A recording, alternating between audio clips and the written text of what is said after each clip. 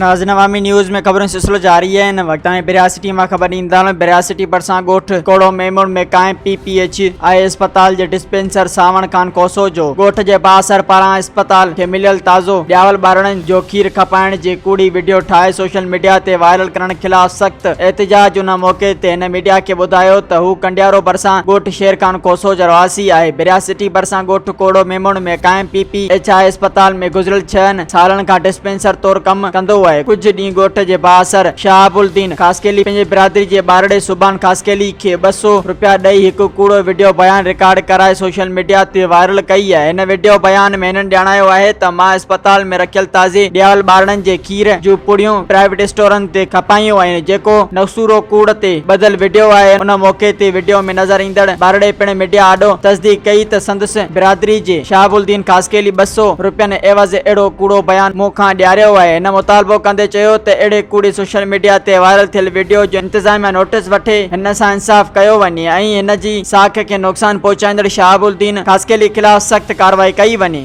मज़ीद खबरों और तफसीलात के लिए विजिट करें हमारी वेबसाइट www.awamiNewsHD.com।